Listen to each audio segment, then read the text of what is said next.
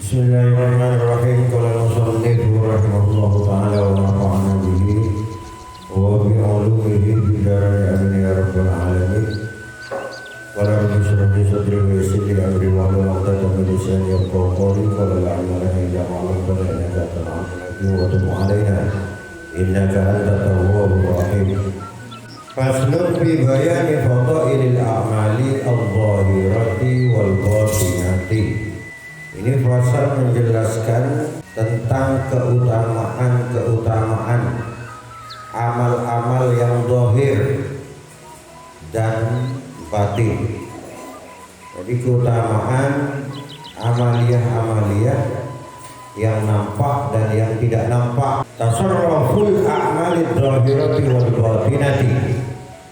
Adapun kemuliaan amal-amal yang nampak dan yang tidak nampak, bi'aususiha, dengan dirinya amal-amal tersebut, wa muta'alliqatiha, dan yang berhubungan dengan amal-amal, wa thamratiha, dan buahnya amal-amal. Jadi setiap diri kita melakukan amal-amal kebaikan, baik itu yang zahir ataupun yang batin, yang nampak ataupun yang tidak nampak, itu pasti ada keterkaitannya, hubungannya. Dan setelah itu baru buah-buahnya. Buah dari amaliyah ibu itu apa? Dari perbuatan baik yang ibu lakukan itu buahnya apa? Jadi yang sifatnya buah ini tidak cuma ibu nanam mangga, tidak cuma ibu nanam apa-apa. Jadi amaliyah juga ada buahnya. Ada hasil yang diperoleh dari ibu melakukan amaliyah itu. Kalau ibu sholat, hasilnya apa? Ibu puasa, hasilnya apa? Ibu bersedekah, itu hasilnya apa? Kalau sholat misalnya, inna sholata tanha anil fahsya wal munkar. Di antaranya sesungguhnya sholat itu mencegah perbuatan keji dan munkar. Orang kalau sholatnya benar, sesuai aturan dan khusyuk di dalam sholat, maka efeknya, buahnya adalah orang itu akan menghindari perbuatan-perbuatan keji dan munkar. Orang tidak akan ambil. Orang sholat itu akan semakin baik. Kalau ada orang sholat tetapi kelakuannya tetap tak berubah, berarti harus ada yang diperiksa, harus ada yang dikoreksi. Jangan-jangan ada yang salah nih sholatnya. Jangan-jangan sholatnya tidak pas, syarat rukunnya tidak cukup. Bisa jadi. Kalau kita sudah sholat tapi masih kita suka berbuat jahat, berarti sholat kita bermasalah, itu harus diperbaiki. Buahnya belum sampai pada dia. Wa bima hiya wasilatun ilaihi wa hasatun alaihi. Wa bima hiya, dan dengan perkara, adapun amal, adapun perbuatan itu, wasilatun ilaihi adalah wasilah, perantara, ilaihi kepada Allah Subhanahu wa ta'ala. Wa hasatun alaihi, dan menjadi pendorong, pemicu semangatnya, Pak. Jadi ibu harus melakukan sesuatu yang bisa mendorong ibu senang beribadah. Caranya apa? Di antaranya itu adalah kita harus banyak bergaul, banyak berteman, banyak bertanya kepada orang-orang yang ahli ibadah. Kalau ibu ingin buat kue, agar kuenya sesuai dengan yang diinginkan, betul-betul jadi kue yang baik, yang bagus, yang enak, ibu harus tanya kepada ahli kue yang enak. Harus kepada orang yang pandai membuat kue. Jangan tanya kepada orang yang tak tahu apa-apa. Hancur lebur nanti kuenya. Sama, ibadah juga sama. Minta motivasi. Temanlah dengan orang yang baik, bertanyalah kepada orang yang ahli dalam agama. Itu harus ada pendorongnya gitu, pemicunya itu harus ada. Karena orang itu ketika ada di lingkungan baik, insya Allah orang akan jadi baik. Tapi ketika ada di lingkungan tidak baik, orang baik pun bisa ikut tak baik. Nah itu, ini yang dimaksud dari poin yang kita baca tadi ya. Afdalu a'malina ma'rifatud dzati was sifat. Nah, terus yang paling utama dari amal-amal kita itu apa?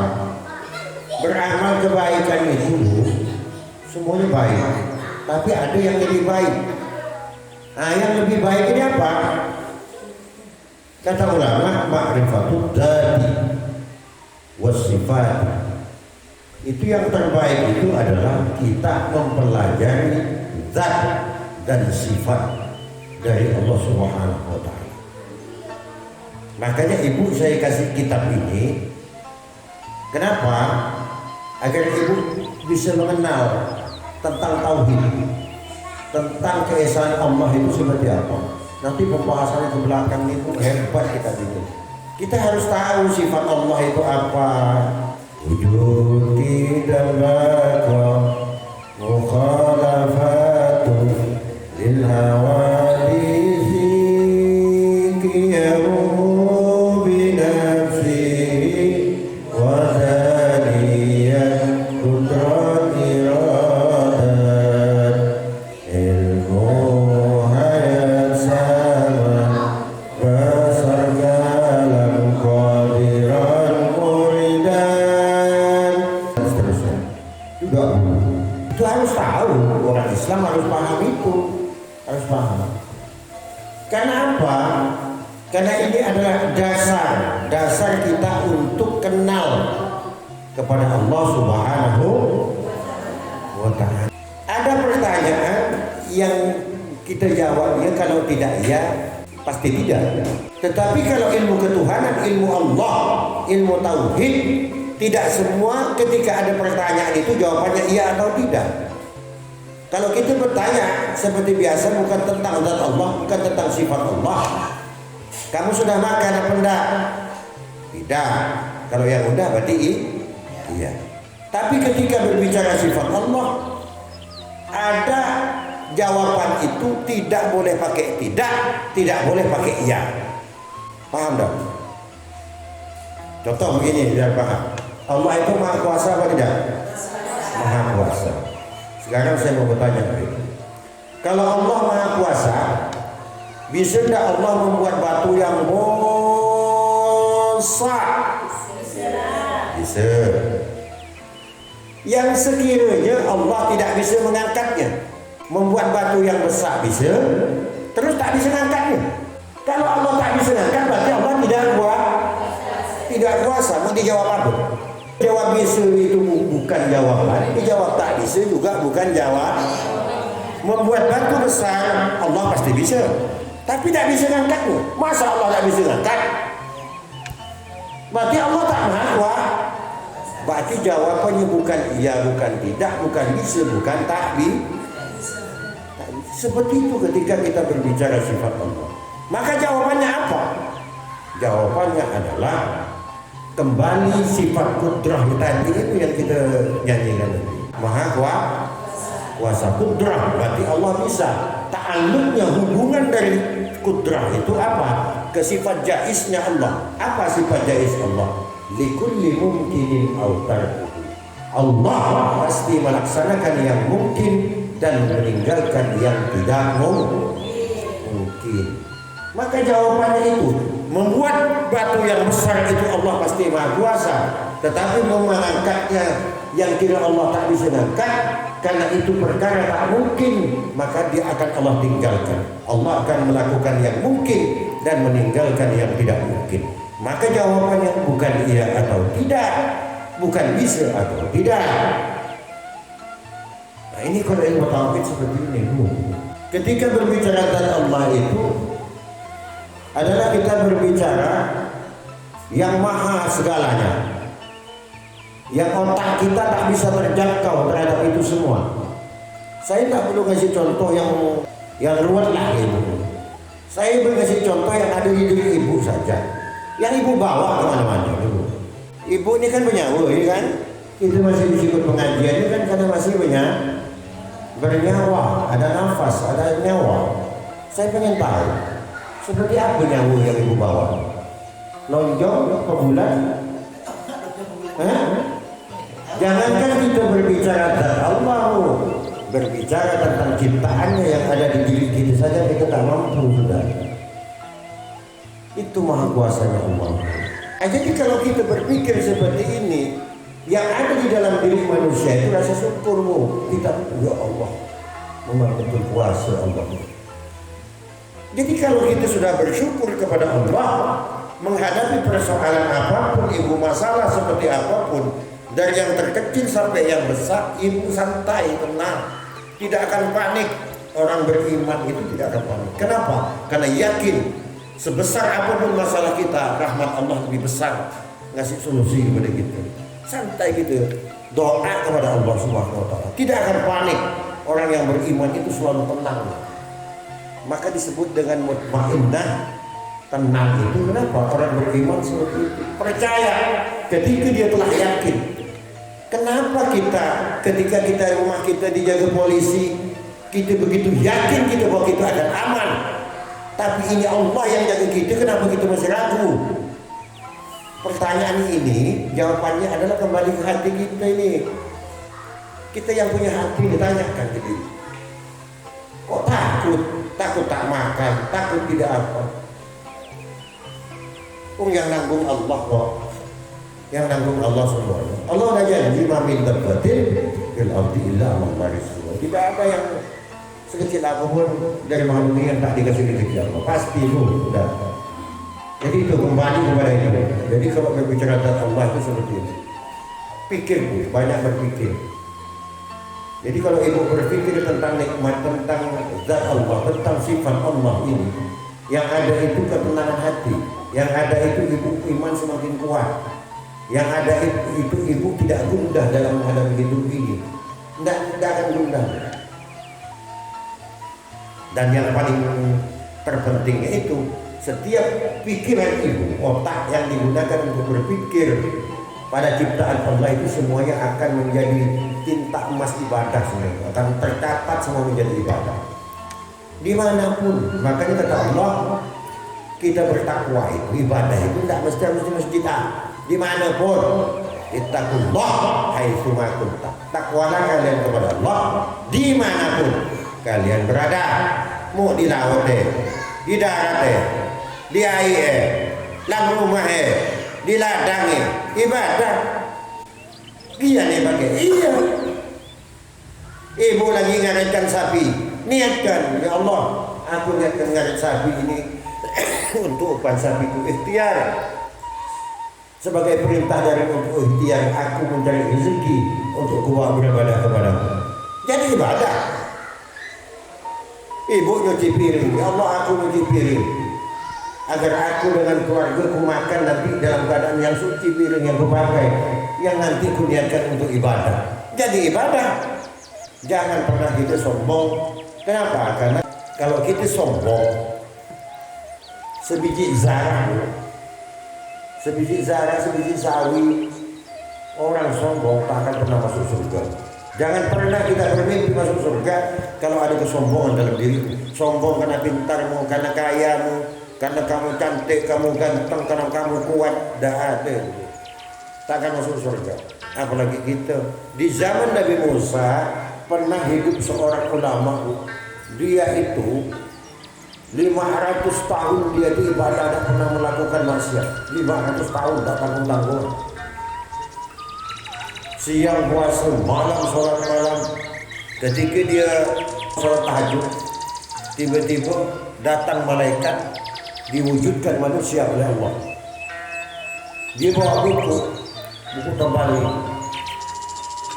disapa oleh syekh ini, oleh kiai ini. Siapa kamu?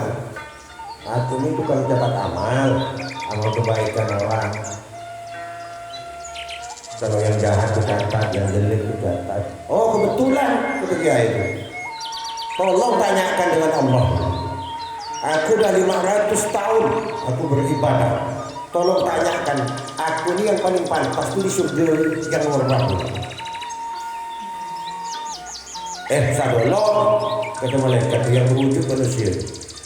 Soalnya aku lihat di sini tidak ada kan, nama kau ini tidak ada di sini. Muncul ada kalau bahasa gitu. Coba periksa betul-betul. Dibuka lagi dari awal sampai akhir, cek semuanya.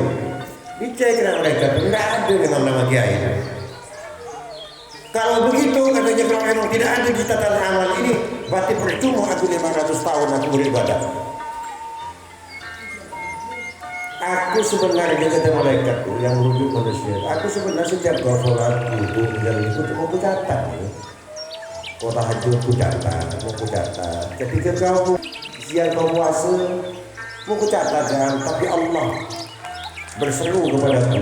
Malaikat jangan kau catat itu. Kiai itu jangan kau catat. Apa yang dilakukan itu? Kenapa bisa gitu? Kata kiai itu. Karena kiai itu tuh sombong. Dia merasa yang dia pikirkan hanya dirinya sendiri. Sombong karena ibadahnya dia sombong. Dia merasa dengan ibadahnya itu bisa membeli surga. Akhirnya sadar kiai itu. Apa dikatakan malaikat tadi itu kemudian membuat dia sadar. Oh iya betul. Percuma aku ibadah 500 tahun. Karena aku hanya mikirkan diriku sendiri. Aku tak pernah mikirkan anakku, tak pernah mikirkan istriku. Yang kupikirkan itu bahwa aku beribadah pengen membeli surga Allah. Padahal berapa ibadah kita untuk beli surga Allah? Akhirnya apa? Akhirnya dia minta lagi ke malaikat. Malaikat kalau memang aku harus masuk neraka meskipun aku 500 tahun dah ibadah, oleh Allah tetap dianggap aku ini sombong karena hanya memikirkan diriku sendiri. Sekarang akan kembali. Tolong bilangkan kepada Allah, tidak apa-apa aku masuk neraka, tapi aku minta sebesar aku neraka itu, sebesar itu juga aku nanti di akhirat. Dia minta besarkan tubuh dia itu sebesar neraka. Agar apa? Tujuannya agar tidak ada orang lain lagi yang masuk ke dalam neraka kecuali dia sendiri. Setelah dia ngomong gitu apa? Kata Allah, malaikat bilangkan ke dia, nanti dia tempatnya nanti itu di surga Firdaus, surga paling tinggi. Kenapa? Karena dia bersifat sosial. Orang ibadah ibu banyakkan ibu ibadahnya. Jangan tidur siang malam, tapi ibu jahat ke tetangganya. Usah tak ada gunanya. Allah tidak akan catat kebaikan untuk ibu. Tidak akan catat. Kenapa? Karena agama mengajarkan itu jangan sampai kita itu mengganggu orang lain. Jangankan kita paksa sama muslimnya, orang yang bukan orang Islam pun tidak boleh diganggu. Kata Rasulullah, man adad dibi pakaan nama adabi. Siapa yang mengganggu orang non muslim sama dengan mengganggu Rasulullah. Kalau nyakiti Rasulullah berarti kita nyakiti Allah. Terus minta tolong ke siapa gitu? Masuk surga kita. Jadi orang kafir yang wajib kita perangi itu adalah orang kafir yang memang nyatu-nyatu buku perangan gitu. Kalau seperti itu orang kafir yang mau hidup damai dengan kita, tidak ganggu kita, tidak boleh kita ganggu ya. Kalau kita ganggu sama kita dengan mengganggu Rasulullah, apalagi sesama muslim, apalagi sesaudara, apalagi seumat seibu. Karena efek dari ibadah ibu, puasa ibu, sholat ibu itu akan berefek sosial. Hati akan makin lembut, dengan lembut kita akan baik ke tetangga, baik ke saudara. Kalau ibadahmu tidak membawa efek ke sana, berarti tidak ada gunanya. Ibadah kita itu berarti salah tuh persegi. Jangan-jangan wudhunya tidak benar, jangan-jangan sholatnya ibu sholat kilap, tidak berefek jadinya, tidak ada perbaikan dalam diri jadinya. Jadi dengan ngaji ini ayo kita resapi. Saya tidak mengingatkan ibu saya ini, saya mengingatkan diri saya. Kamu, saya sama bu. Saya juga belajar ini, belajar memperbaiki hati. Kenapa? Karena orang seperti saya ini lebih berat daripada ibu. Saya ini orang punya ilmu biarpun sedikit, Allah nitipkan ilmu ke saya. Menjaga ini berat. Kalau tidak pandai kita menjaganya, yang ada itu sombong. Kesombongan yang muncul. Ketika kesombongan yang muncul, apa artinya saya 12 tahun muncul? Apa artinya orang tua saya mendidik saya sampai 12 tahun di pesantren sampai kuliah S2 segala macam. Nggak ada gunanya jadi orang tua, sia-sia perjuangan orang tua saya. Li'anna mu'alliqaha asyraful mu'alliqat. Jadi yang berhubungan dengan sifat dan Allah ini adalah yang paling baik, perantara atau hubungan yang terbaik itu ini. Apa-apa itu ibu kita gantungkan kepada Allah. Aman kalau digantungkan kepada. Jangan gantungkan kepada manusia. Jangan percaya kepada manusia. Jangan terlalu percaya dengan kekasih. Belum tentu orang yang kita kasih mati-matian belum tentu betul setia ke kita. Belum tentu. Tapi kalau Allah dah janji, intan surullah yansurkum. Kalau kalian menolong Allah, Allah akan menolong kalian. Janji Allah itu Allah tak akan pernah bohong. Allah akan bersama orang yang sabar. Innallaha ma'as-sabirin. Jadi kalau ingin bersama dengan Allah, ingin Allah selalu dekat dengan kita, berarti kita harus jadi orang sabar. Wa thimaruha afdalus samarat. Adapun buahnya, buahnya amal ini, amal-amal ibu ini adalah paling utamanya. Jadi buahnya kita mempelajari tentang zat sifat Allah itu adalah afdalus samarat. Buah yang paling utama. Buah yang paling utama. Karena semuanya akan tertutup. Akan tertimpa semua. Contohnya begini, ini ada biji kecil, kelihatan. Tapi ketika kita genggam gini, maka bijinya akan hilang. Tergenggam semua. Jadi amal-amal yang lain itu, di luar amal tentang dan sifat-sifat Allah, tentang ketuhanan ini, di luar itu kecil semua, masih dalam genggaman semua. Makanya orang yang sudah memang betul-betul orang itu yang ma'rifat kepada Allah itu, dunia ini hanya satu genggam, tidak lebih. Dunia ini hanya satu genggam. Apapun bisa dia lakukan, orang mencapai ke sana. Jangan heran ibu kalau melihat cerita-cerita tentang Wali Songo. Nah itu pohon aren ditunjuk jadi emas. Kenapa? Karena Allah itu sudah tidak ada dinding dengan dia.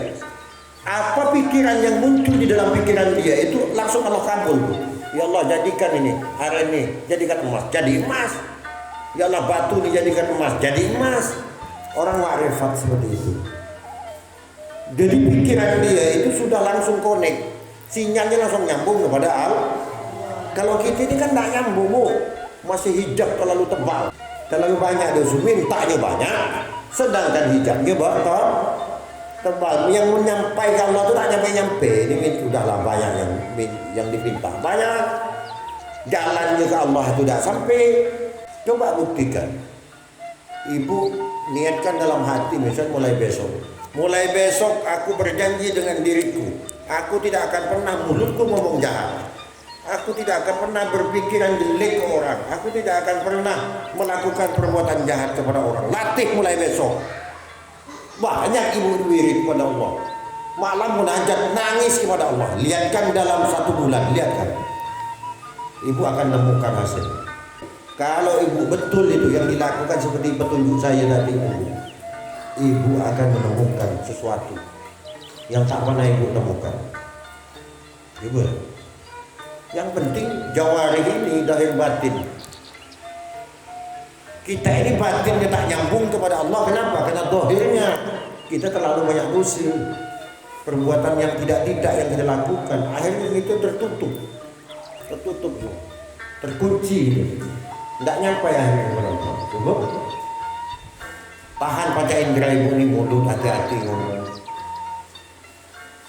mata hati-hati, kuping hati-hati, tangan, kaki, ibadah dijaga, khusyukkan, nangis, munajat, tadarruk kepada Allah. Kalau ibu lagi ngadap Allah tahajud malam lepas tahajud wirid, nah baru munajat, nangis cucur air mata. Ini bu nanti yang madamkan api neraka ini nih, tiap tetes ini. Nah itu yang bujur-bujur khusyuk. Yang bujur khusyuk itu. Jadi kalau diramai orang, begitu tak bisa khusyuk, tak bisa. Kalau betul-betul yang betul-betul menyambung ke Allah itu tidak bisa kalau jalan yang Allah.